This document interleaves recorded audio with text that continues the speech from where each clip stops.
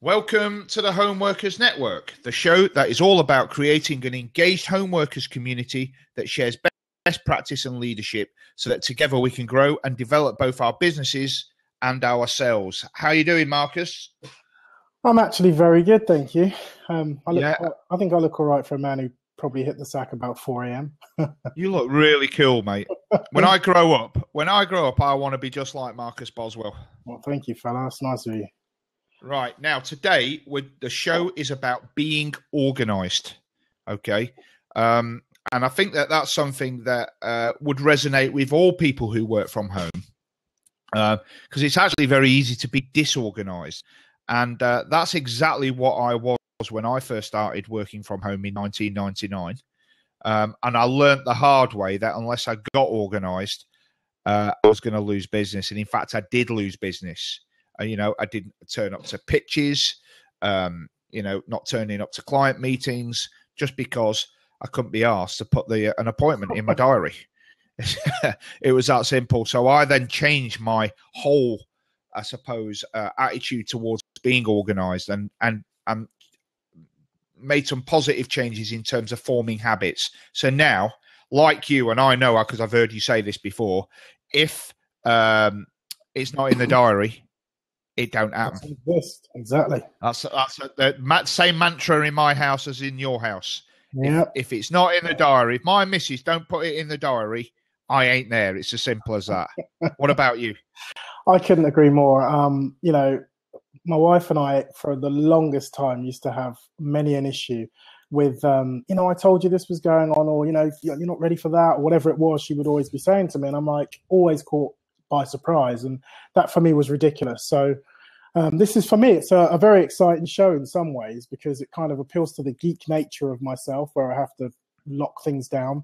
But at the same time, it allows, hopefully with a little participation, the addition of finding out what other people do, which is hugely important. Hey, Kevin, thanks for joining us.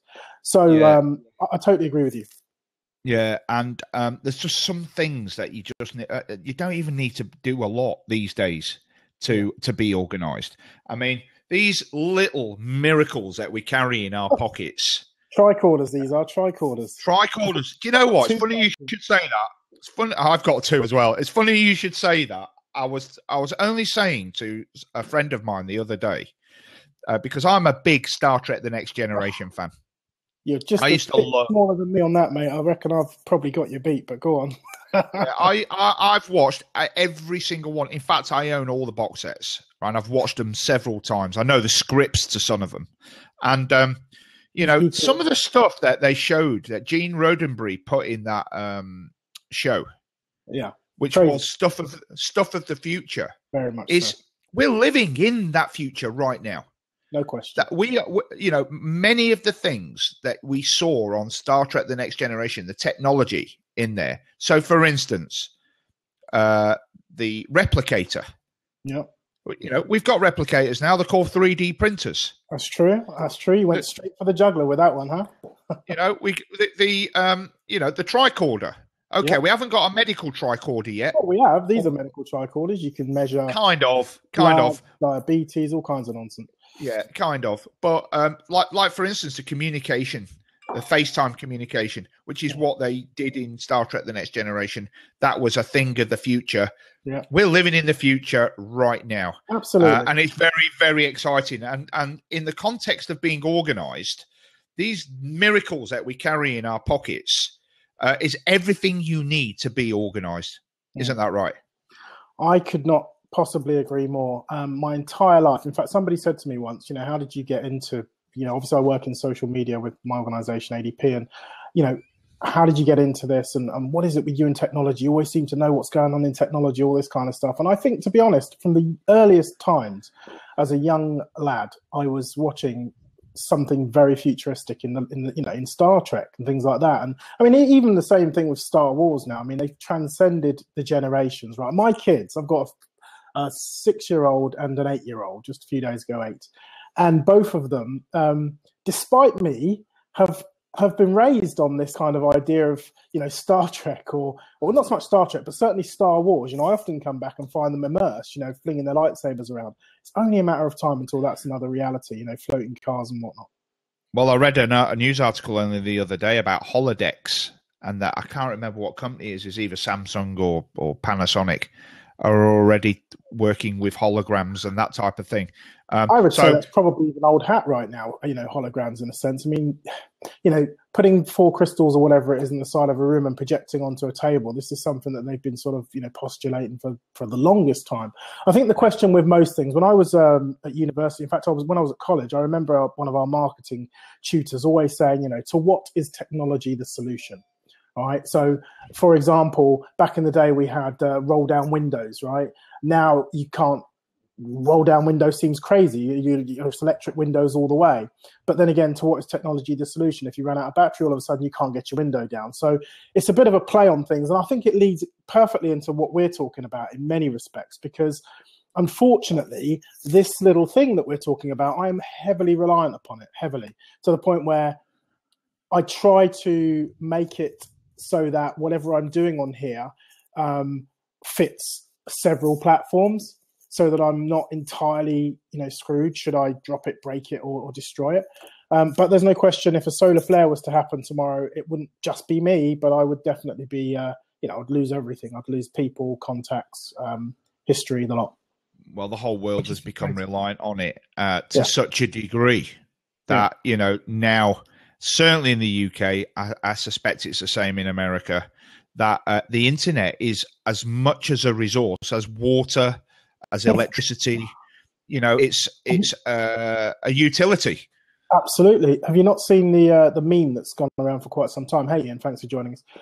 There's a meme out there about Maslow's hierarchy of needs. I don't know if you're familiar with the whole kind of norming, forming, and so on. And it was kind of norming, forming, storming, producing. Yeah, I could be wrong about that specifically, but certainly, you need a roof over your head, you need family, you need love, you need food, etc. And then at the top of the pyramid, many these days have added the words Wi-Fi, and that's actually certainly very true. I think, and this is kind of controversial, but I actually think it's almost irresponsible not to have Wi-Fi available to you everywhere. It seems really crazy to me, because there are so many innovations, there's so much we can do, and I know that has me right firmly in the tech boy bit.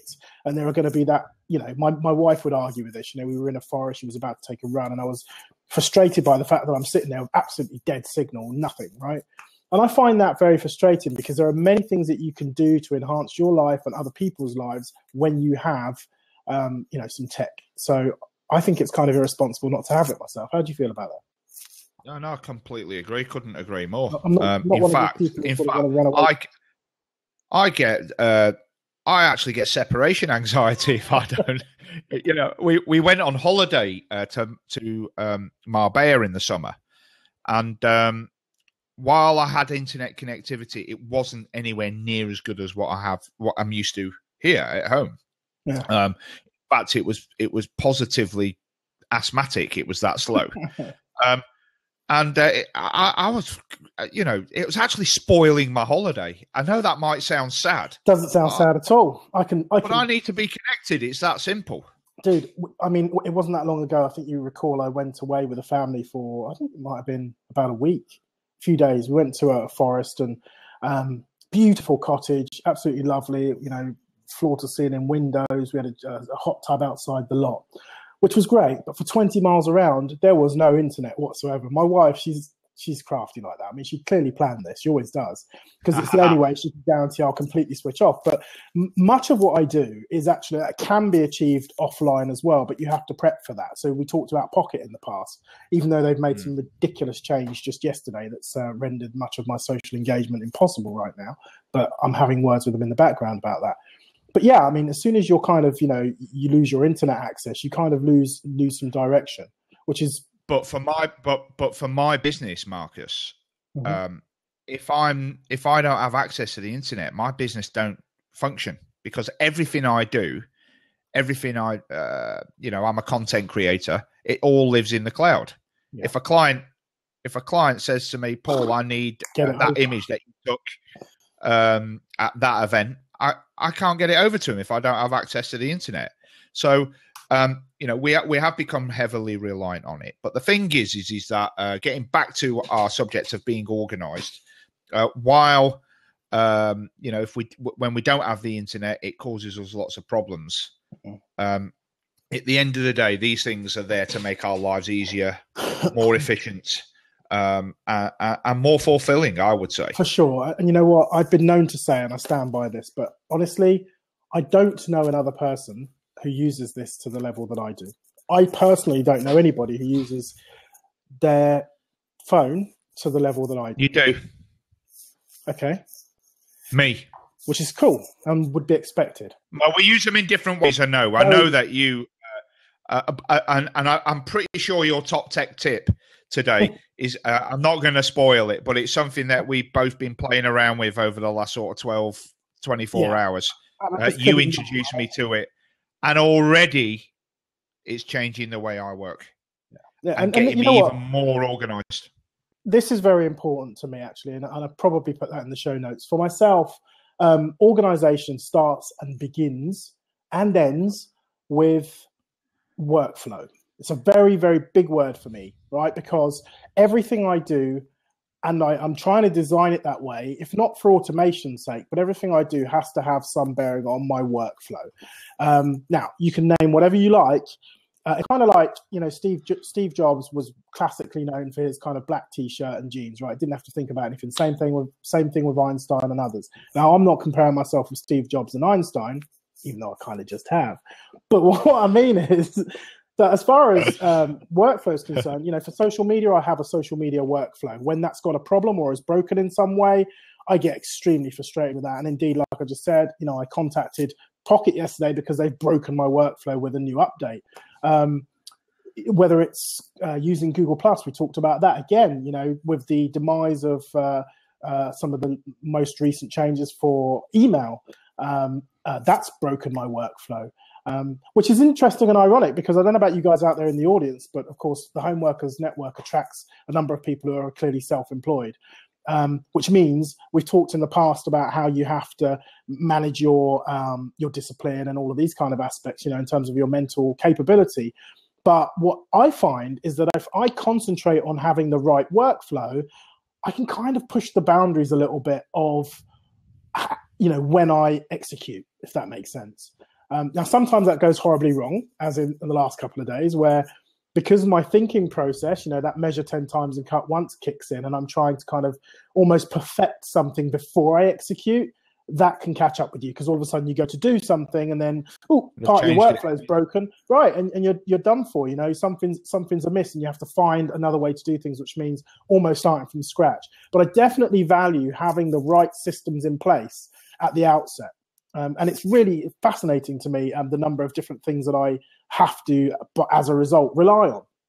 Right. So, we talked about Evernote in the past. We talked about Trello. There will be people in the audience out there, even on the replay, who this just makes perfect sense to. Now, I know somebody like yourself doesn't rely on that stuff and isn't using that stuff to massive great effect.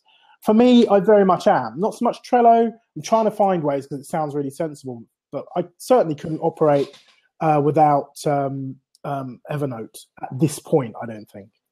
Yeah, fair enough. Now, recognizing, it's all about being organized, this show. So we need to recognize a problem, as you've put in the show notes here. So do you consider yourself, forget about all the technology, and I'll answer this question now. No is the answer for me. Okay. But do you consider yourself an organized person anyway, without the technology? Yes. Right. Yeah. And I think you're the only person to say no. Right. Fair enough. So even without the technology, you would find a way to, that's just the kind of guy you are. I certainly try to be. I think I fail a lot without the technology. But I think I aspire to be a very organized person. It starts right from, I've got to be thinking of, I say that and I'm immediately thinking of the half a dozen times just in the last week alone where I've screwed up. So aspire to be, for sure. I don't think I'm one of those people who gets it right, actually. And I think that's the thing I'm personally trying to work on. So for me, I mean, I suppose you could say I'm lazy in some respects because, I like to be able to get things done as quickly as possible and move on to the next problem or challenge. Okay. And I get frustrated if, I'm held back in some way. Mm.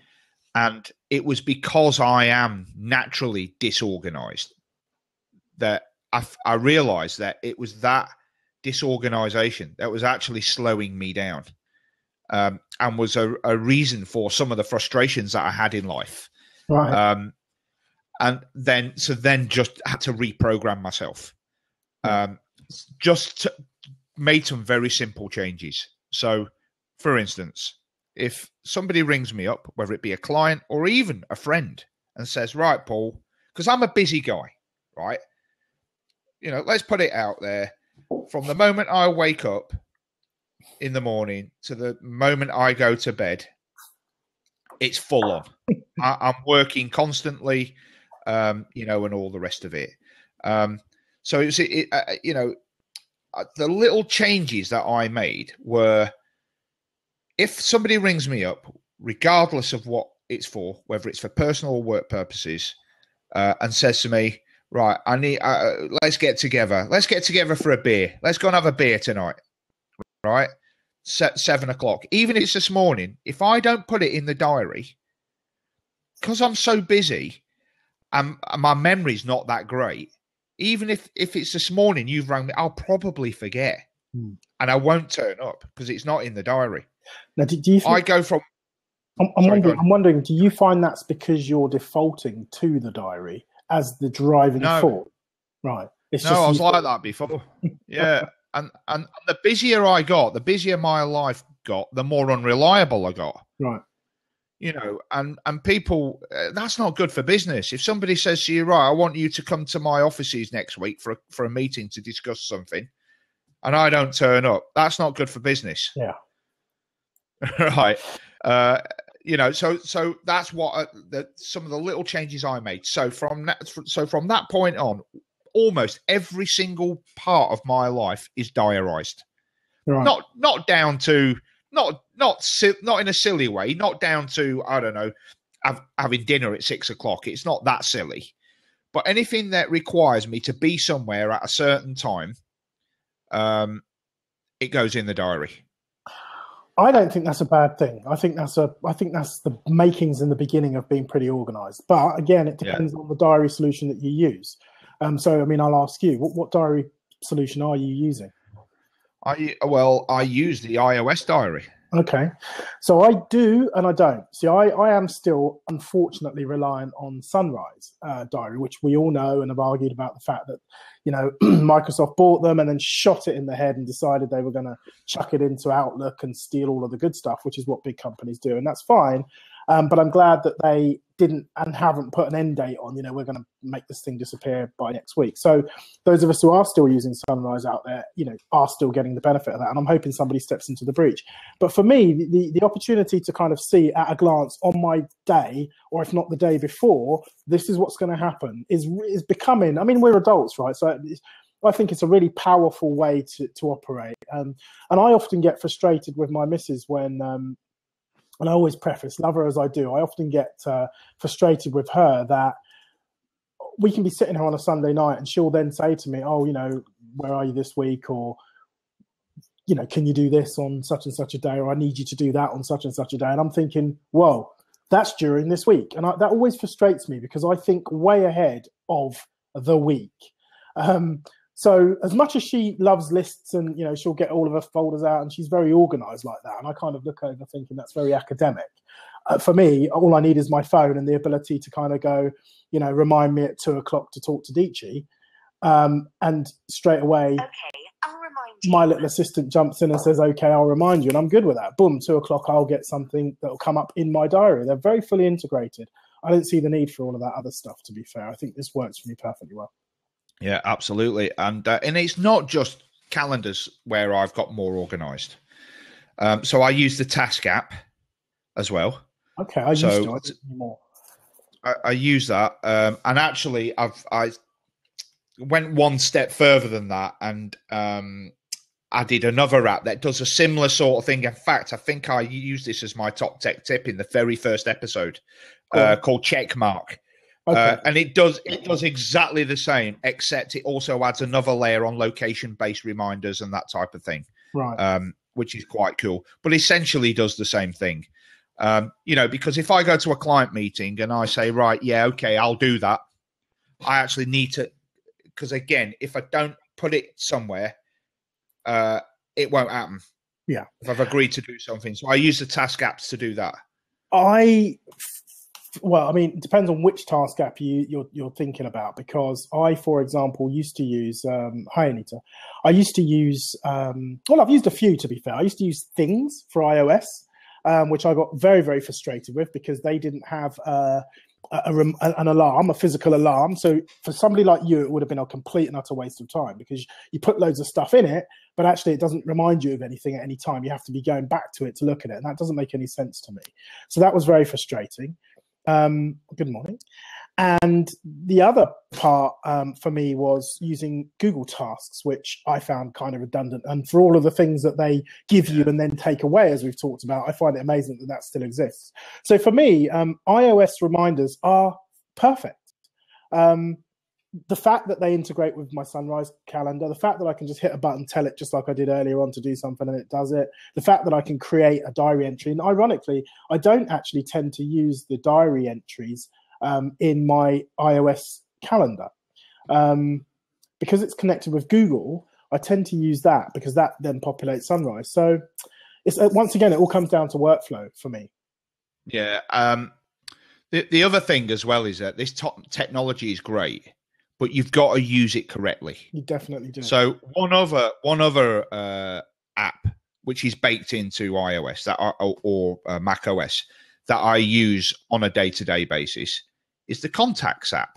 That's interesting. I was thinking about that. Contacts is really important, and the thing is that one thing. So this is another thing that I've decided to do as a part of my, I suppose, as a habit forming exercise. That whenever I go to an event or whenever somebody gives me a business card at an event or anywhere else, I put it in my contacts there and then. Interesting.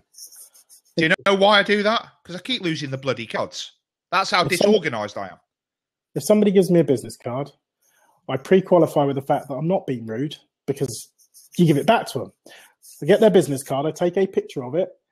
Evernote automatically sucks in that detail of that card, automatically puts it into my business cards folder, and automatically adds it as a contact into my phone without me doing anything. That's one reason. And is it accurate?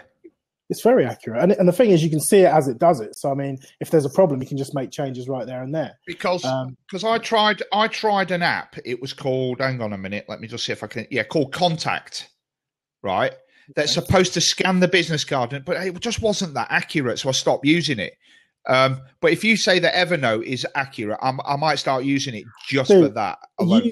I have told you constantly, and I understand the resistance. You're not the only one. Listen, I've got another mate. I totally understand the resistance. I really do, because I don't think it's something you need to get your head around. I think it just takes time for you to kind of give over to it, sort of thing. And there's been many, many integrations of it, but this one I think is here to stay. I think it's very similar to the one that LinkedIn bought, where they bought some sort of, thing and then they stopped using it because they do that. But LinkedIn Evernote have been very consistent about this. Take a picture of it. They've been getting very, very good with the OCR technology. It sucks it all in and boom, you're away. And Anita there, I'm confused about that slightly. I'm asking her to jump in. Okay. Yeah, I'd love to hear from you on that, because this is really, really important. This is really important to workflow. But you're currently I just want to get back to the point I was going to make, because a lot of the people that I see use the Contacts app badly. So what they'll do is they'll put in, so they might just put in the name Marcus as a first name and not put in Boswell. Right. Or that I spoke about this, and this, which you can also do. So what I do now is religiously, whenever I get a business card, if I get a load of business cards, say at a networking event, and I haven't got time to enter them in there, and then I at least take a picture of them and upload them to my Google Drive, right? And so that I can do it later in case I lose the card. But I also make a note about what they do, who they are, what we talked about, Absolutely. Because I've got that. I've probably got 4,000 contacts in my iOS contacts app. Yeah, I'm really impressed. I'm really impressed with what Ian's saying there about the fact that he actually asks them to go check him out on LinkedIn. I'm very similar. In actual fact, if anybody out there knows of any kind of digital business card that I can project to somebody, rather than just, for example, if somebody said, "Oh, if you got a card," I don't often have a physical card, although I do have some. I resist sending my contact details over because, of course, that contains everything that I need for me. And that could be a little bit too much. Apple on their website, you can give them feedback if you have an idea. Right. One idea I had that I gave to Apple and surprises me. Hello, Anita. We'll get to you in just a minute. One thing that surprises me that Apple doesn't do. Yeah. That would be so easy to implement. And in fact, a third-party developer could do this really easy. So I'm going to give an idea, a very simple idea. The simple ones are the ones that do the best. Yeah. Right. I'm going to give somebody out there, if there's an app developer watching or listening to this afterwards, this idea, you could make a fortune just selling a 79p app, because I would buy it without a shadow of a doubt. Because I don't know how to develop. But Dude. Maybe I could give it to someone to do for me. But anyway, the idea is, so we've got in iOS the Wallet app. It used to be called Passbook. Yeah. It surprises me that they don't, in the Contacts app, when you sign up for iOS, that you put in your own business card, and it's just all the contacts details that you would want to give to somebody. Okay. And then on iOS now, I don't know if you noticed, the latest version of iOS, it actually gives you your my card at the top. So you can tap that like that, and it brings up your own contact. It surprises me that you can't put that into my wallet as a business card that then somebody can use their iPhone to scan, and it just straight into your contacts. There's been Bump and all those other things that have been very similar. But the thing is, not everybody's technologically minded in that way. The amount of people that, aside from culture, who want to give you their nice business card, who just don't get, the amount of people I've freaked out. I meet people all over the place. I'm sitting on an airplane, or I'm in the airport, or I'm on a train station. I'm that guy that talks to people. And eventually we'll get round to, as people do, what do you do? It's not my first question, but it's often other people's, which is nice. And then, immediately we'll get to that. And I do often think it would be nice for me at this moment to just fire over a digital card that hits their phone, which, as I say, I could do. So I'm curious about that. And I'm not quite with you on that one, Ian, as far as LinkedIn. Number one, I think LinkedIn. I hate LinkedIn. Right.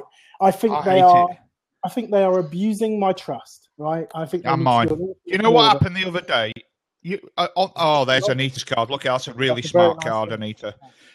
What I did the other day, based on the conversation we had on our last show, actually, when I said I can't stand LinkedIn, and you said, "Oh, I know, because you've still not accepted my connection request." I decided to go in. I had about 40 connection requests. Right, it's a missed opportunity. You know what? Within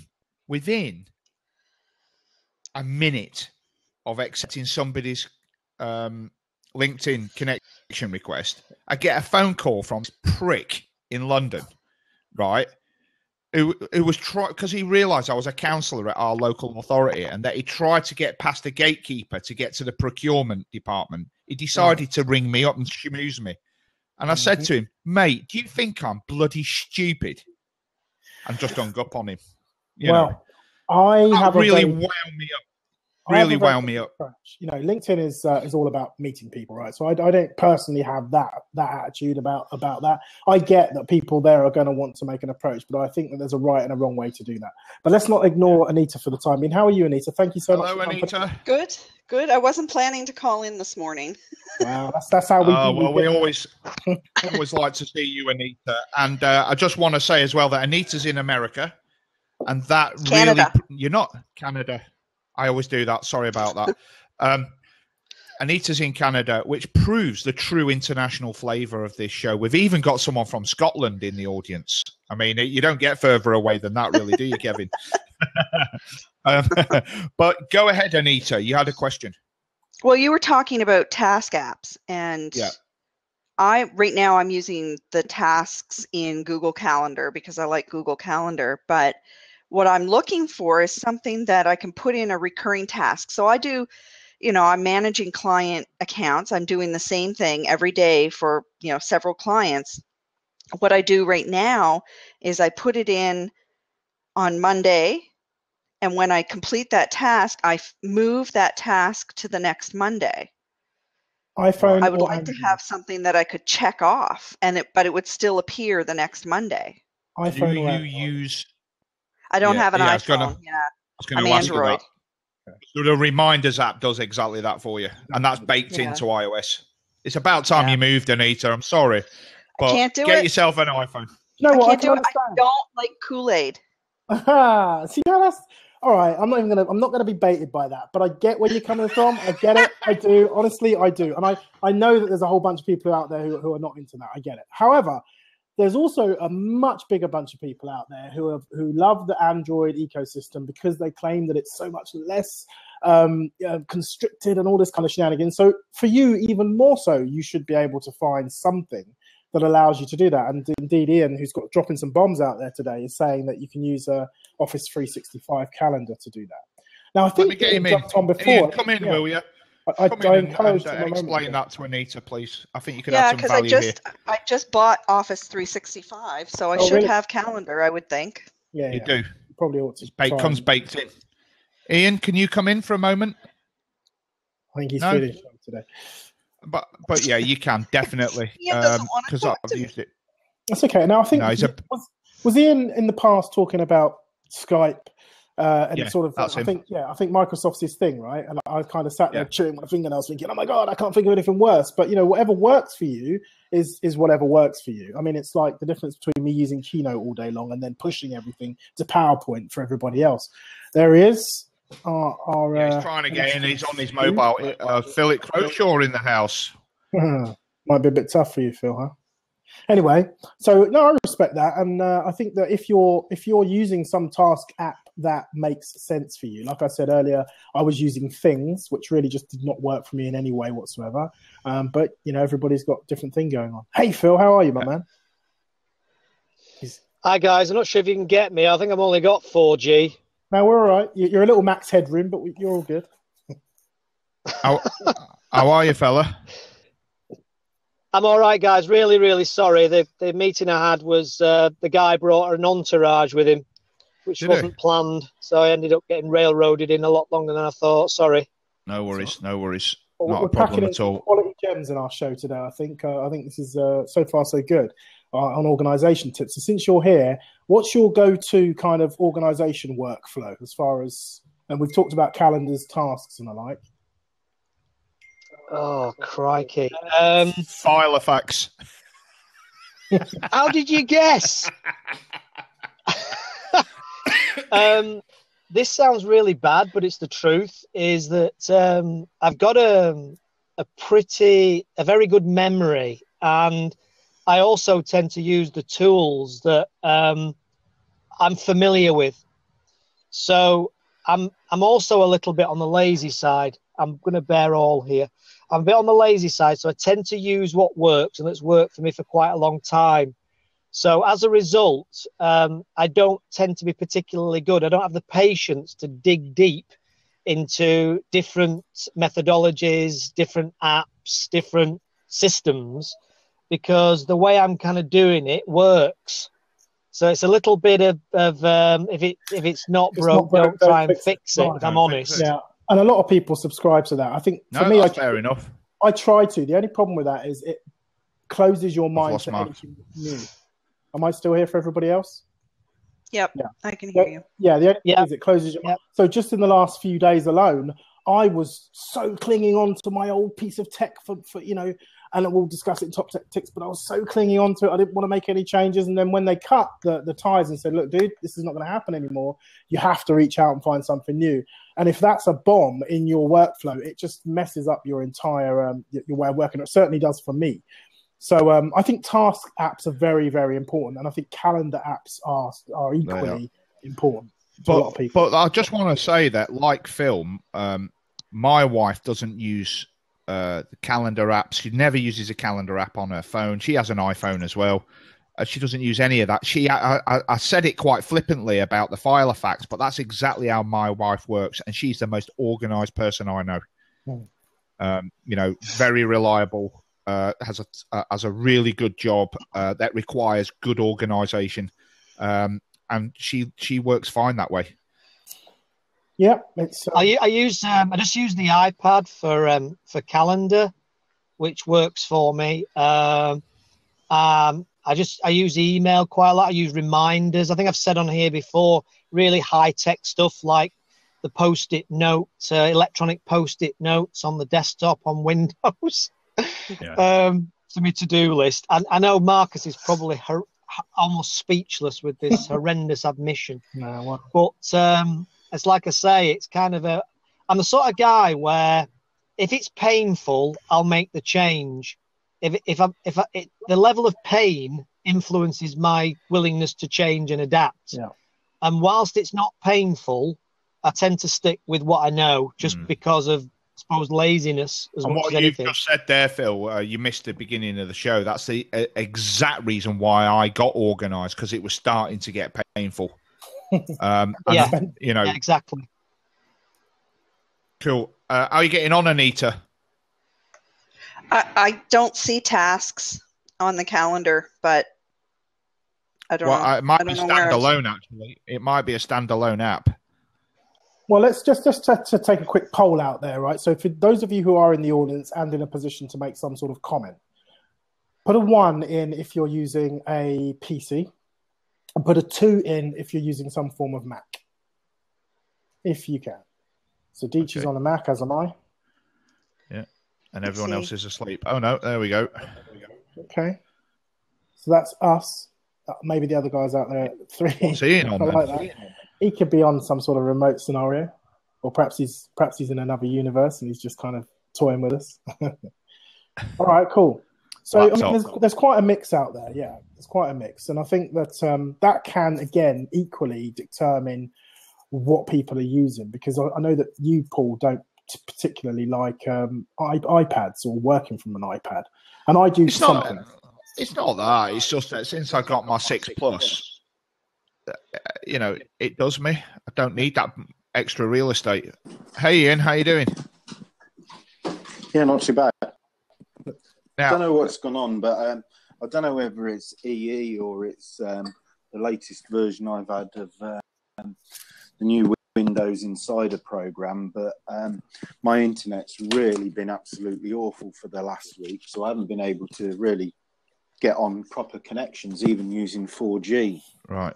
Can you just help Anita very quickly? She can't find tasks in Office 365. Well, she was saying about recurring events, and for me, what I do for recurring events, and I find it so easy with Office 365, is by she can't find it. Just going in, setting up a calendar appointment, and then within the calendar appointment, you can do recurring events. So that's how I do it. But does it have a standalone task app in Office 365? There is a task facility. I'm just trying to remember. But if I set it up as an appointment, I can't check it off, though. Tasks as well. Why is that important to you? Do you make changes to the task each week that you want to log in some way? No. I guess I'm stuck in my old technology the way it works. If it's not broke, don't fix it. Well, there is that, but to be honest, sometimes it's tough luck. You can't rely on it. See, Anita, Ian, you've frozen. Yeah, I need to where I have somebody that I have to do their Instagram, and I just set it every Thursday. I mean, calendars and tasks are quite different. I think what Anita, I really want to help with that. You're probably down there now. Tasks and recurring tasks, I get. And being able to go tick, I've done it, I get. But if yours was about wanting to add some commentary about that task so that you stored that and you can move on to the next one, that I would understand. And for that, to be honest, I think I would actually recommend, once again, Evernote. If you're not already using it, you have the opportunity within Evernote to create a reminder. And the beauty of the Evernote ecosystem is that every single note, and you've got unlimited notes and unlimited notebooks. But if you create a reminder for a particular day, and I think I'll have to double check if you can make that a recurring one. If you ticked off your reminder and said, okay, these are the things that took place within this particular task. I mean, again, is it too much information if we ask the nature of the task? It's probably pushing it a little bit. I suppose I really need to know. Oh, no, it's just, post the Tuesday tip, post the Wednesday video, post the... So that really is a recurring sort of reminder rather than something that you need to... Yeah, exactly. And I just like to be able to see, okay, these were all the things I needed to do today. This is what I got done. This is what didn't get done. This is what needs to move to tomorrow. That kind of stuff. And the other thing is sometimes I work in batches. So I might find a whole bunch of things for Tuesdays and post them 3 or 4 weeks ahead. Mm-hmm. So then I would want to be able to check off, 3 weeks. Okay. Well, you know what I mean? culturedcure.com, and I'm going to pull up them and add their website details shortly for you. They have a program called Things. Now, I rejected this because it didn't do what I really wanted it to do. But I think for what you're saying, and I believe it's available on the PC as well, you might find this really useful because you can get really anal about not to say you're being anal, but you can get really anal and very, very granular. Let's go with that one. You get very granular calendars and tasks. And I think you can do project stuff and all the kind of things that you might want to do with that. So I think for what you're talking about, you could probably get on pretty well with it. And then again, if you're talking about posts and automation, there are other things that you can maybe use. I mean, as I understand it, Instagram, are we talking about posts into Instagram? Oh, I post to everything. I use them all. Okay. So you're talking about literally full on. I mean, what's your go-to? Is it Buffer or Hootsuite or something else? Hootsuite. Oh yeah, I use Hootsuite. Yeah. That's interesting. I was on with them just yesterday talking about the pro version and whether to go with that again versus not. And I've decided go with it. Not. Go with it. Do it. I don't think so. Actually, this time for me, I'm not getting enough out of it to do that again. Okay, Anita, I'm looking at Office 365 now. Now, I'm only looking at a dumbed-down version of it because this is a version I get through the council that I represent. And it gives you a separate task apps. So you've got mail, calendar, people, and tasks. So where? Because I don't. And see it's in Outlook. So. It's in Outlook. I don't want to use Outlook. There you go. I hate Outlook. Actually, do you know what, Anita? It's improved significantly. I hated it too, but actually, it's got a lot better in the last sort of 18 months. App is in Outlook. Yeah, so you don't have to use all the other features of Outlook. You can just use the task bit. It's Phil Croshaw. I'll have to look at it. I haven't set up Outlook because I wasn't going to use it. So who did I speak to? Who I spoke to? I'm not sure. So before we let you go, Anita, can you just tell us what you use to be organised? I'm using Google Calendar. Google Calendar, right? Google Calendar, and I use Hootsuite. Both of them together.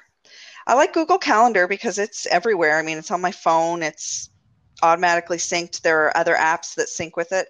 I use Zapier and If This Then That for things that integrate with my calendar. Mm-hmm. So it works with those. Right. Yeah. Okay. I'd be hard pressed to give up Google Calendar because of that, because it does work with Zapier and IFT.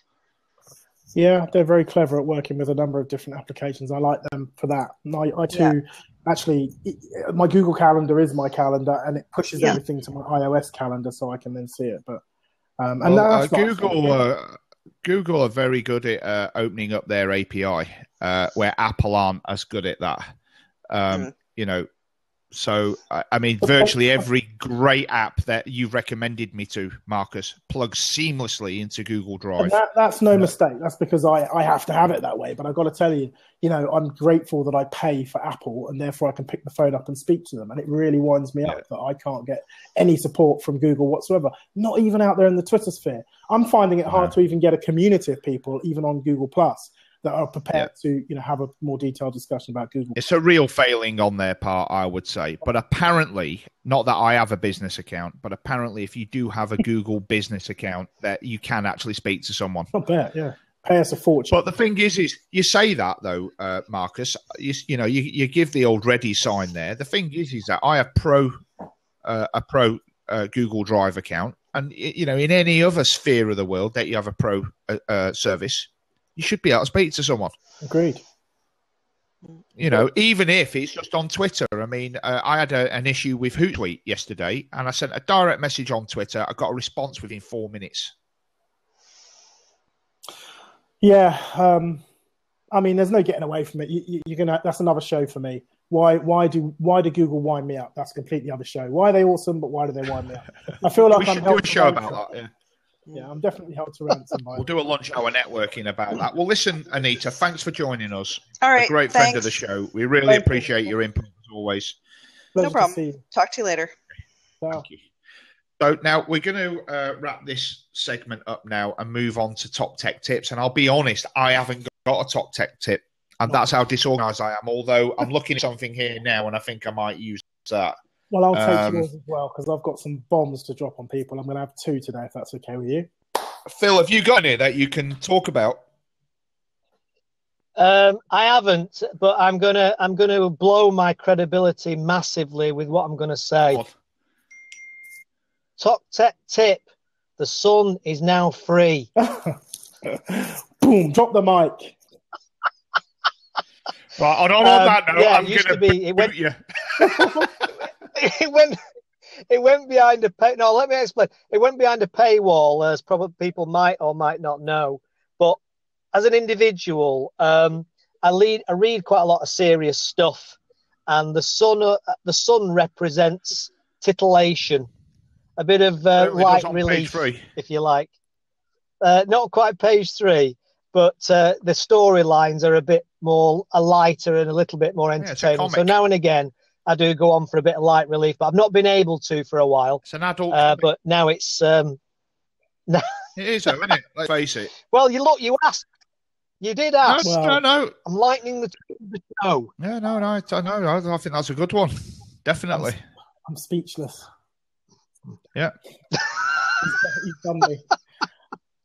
Just on the organisation front, very quickly.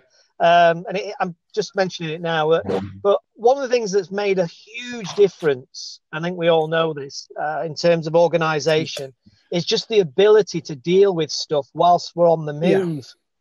Yeah. It used to be a time where you'd be jotting stuff down and you couldn't do it till you get back to the office. And Phil, what's made a massive difference? Phil, you've just deal with it there. You've just given me my top tech tip. Thank you, mate. I'm going to go offline while Marcus starts his to go and get it.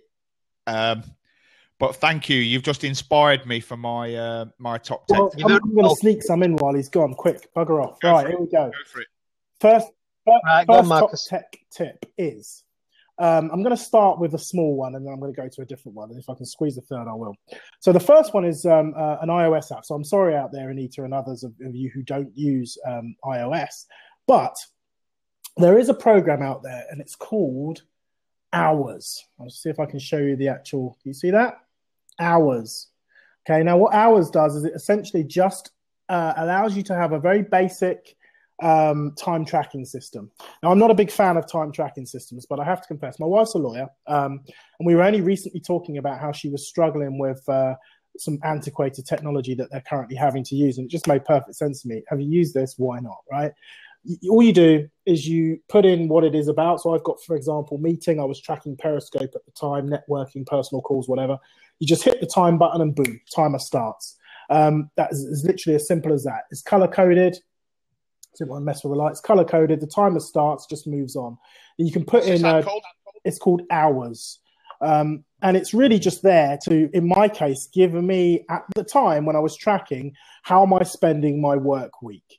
How am I segregating that? And it was a time when Periscope was big, and I was just trying to figure out how much time I was actually spending on that versus other things. So that's the first one, hours. I think it's really tremendously important if that's what you want to do. And the cool things about this, of course, is reporting. You can push it out in PDF. You can push it out in CSV. You can really, really get granular with it, and it adds up, how well you or badly you're doing. So, if you're charging clients for your time, for example, this is an opportunity for you to be able to really classify what you're doing, how and when for them. So that's great. The second and more important app for today that I couldn't possibly not mention is this bad boy right here called... Oh, yeah. Now you're talking. Called Spark. Now, without showing you loads of screenshots here, short version, I was a big mailbox person. That meant getting into your email, swiping away when things are done, or when you have had enough and you don't really want to kind of get bogged down with a whole bunch of email. It's getting to inbox zero as quickly as possible. Spark, I discovered it yesterday. It was introduced to me by a good friend of the show. So thank you very much, Ian, if you're out there listening on the replay.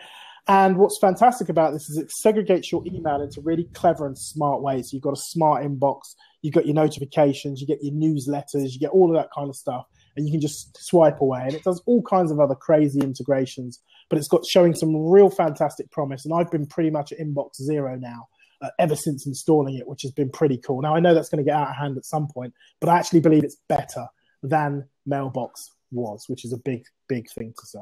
I agree. So you introduced me to that app yesterday, to Spark, and I've been playing around with it too, and I've achieved inbox zero for the first time since I discovered Mailbox, actually. Right.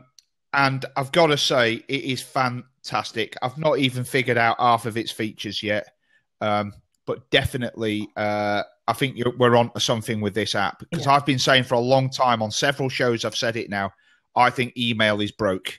Surely is. I think that this is going some way to fix it. It has a few quirks.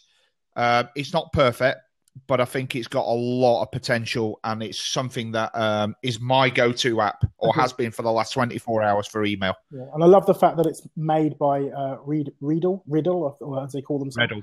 So the chances are it's going to stay. We're not going to lose it, because they're a serious app developing company. This is what they do, and I'm really pleased by that. So yeah, absolutely. Right. Well, we'll go on to my top tech tip, if you don't mind. Now, you inspired this top tech tip, Phil. And the reason being is that, so I'm going to ask you all a question. Go on. And this, I suppose a lot of it boils down to my disorganized mind. But how often does anybody out there spend hunting around for their keys because they've put them down somewhere and they don't know where to find them? Workflow, baby. They go in one spot, and if they're not there, then we've got a problem. But I feel you. Right. I'm forever losing my keys and my wallet. Right. And it's not anywhere other than in my house. But because I sort of come in, I get distracted. I put them down somewhere. Izzy, my daughter, loves to play with my keys. The amount of times I've found them in her bedroom somewhere at the bottom of a toy box or something. Wow. So, and the same with my wallet. So I discovered these things. They're called tiles. Okay. Yes, I've heard of those. I'm interested to hear about that. Right, tile. I've got them on here as well. Okay. Recap the program for us. The program is the Home Workers Network, Christy, and the subject we're talking about this week is being organized. And one of the things is that I'm totally disorganized to such a degree. I'm always losing my keys. Okay. And what this allows me to do, so there's an app. I have one on my keys. I have them on my wallet. I've even put one in my car so that because sometimes I forget where I parked my car.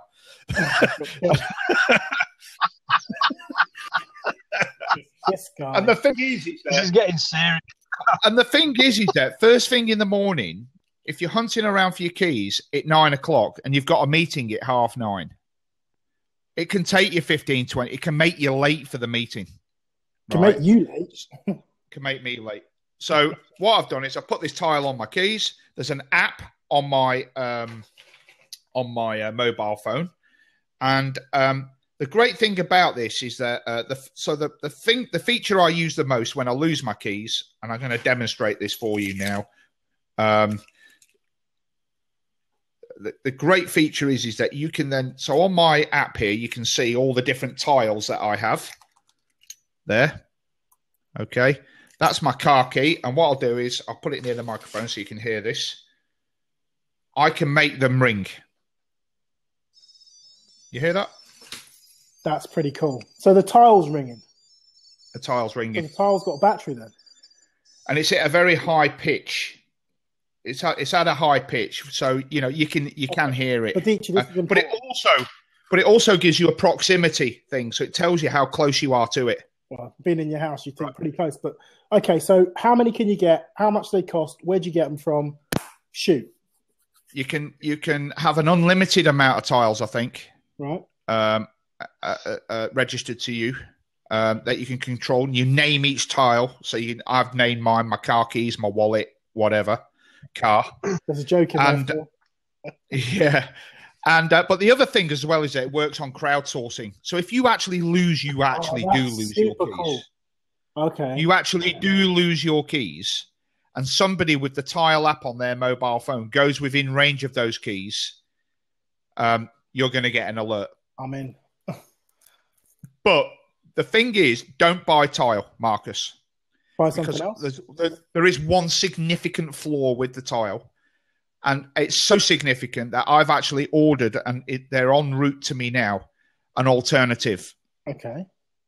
And the alternative is called Trackr. Track with an R on the end. That's the one I've seen those. That's the one you'll see them. They advertise prolifically on Facebook. Yeah. I would recommend those over Tile. And the only reason, for one reason and one reason alone, because it does everything exactly the same as Tile. Except Tile, you can't change the battery. It only lasts for a year, and then you have to buy new ones. That's pants, yeah. Where with Trackr, you can put they have like watch batteries in them. You can change the battery over. Okay. I have to stick one on my kid and see what else.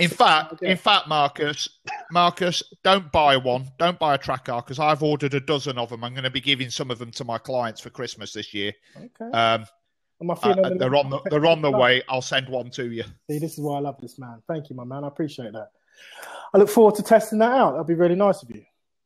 Okay, now I've just thought of not so much a top tip, but something I heard yesterday, which seems to be on the increase. I just wonder what you guys thought.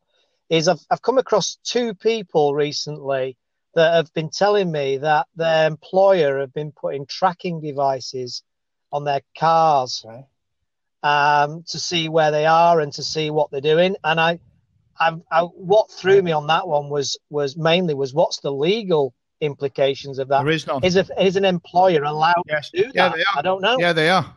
It's public. Yeah. The car is a company property. Now, if it's the personal vehicle of actually some fleet companies actually insist from insurance purposes that they have them on their tracking devices. Is there no responsibility of the employer to advise them that they're on there or not? No? Possibly, but I'll tell you something else that they can do, employers, and there's nothing you can do about it. So if you get a company iPhone and you have that on a company account, through the Find My iPhone feature, you can track them where they are. I mean, it is possible to turn that off. Okay, we'll have to talk to Sol about that. That sounds interesting. Long story. Yeah. This is the guy who owns RightTag, the company who deal with hashtagging and stuff. It's very interesting. We'll get to that. But that's another show, I think. But I wouldn't have a problem with that at all, Phil. I think somewhere in your contract, at the end of the day, you're working for a company, you're in their stuff, you got to assume they can do what the hell they want with it. Simple as that. When your key's above the door, as we say, then you can make your own decisions. I think it really is that simple. Yeah, absolutely. And actually, my brother gets given an iPhone through work, and for that reason, he has his own iPhone. And at the weekends when he's not working, he switches the company one off and uses his own for the same reason. Now, I have two iPhones for different reasons, not for the same reason as that. But I can see why people do that. They want to switch off from work. Why not? Now we've actually. I used to work for you a few years back, and you'd be amazed at how many, particularly footballers, had 3 phones And need I say any more? Really, they had one for the manager, one for the wife, and one for the mistress. Huh? Yeah. I want terribly bad, but that's the truth. Why did I know? Right. Well, listen, we've done an hour. It's been a fantastic show. It's been. I could talk about all day about this sort of stuff, especially with you, Marcus. Your knowledge on these apps and tech is just fantastic. Thanks for making it fit. And I ought to say, I don't want to go into too much detail, but Julian can't be with us today for very personal reasons. But just to, if you listen to this recording afterwards, Julian, we're all thinking about you. So thanks very much. Yeah. Thank you, everybody, for joining us. We will keep this. We'll keep it going for the after show. So if you've got any questions or you want to jump in and say hi, we'd love you to do that. So thank you very much. Thanks, everyone. Thank you.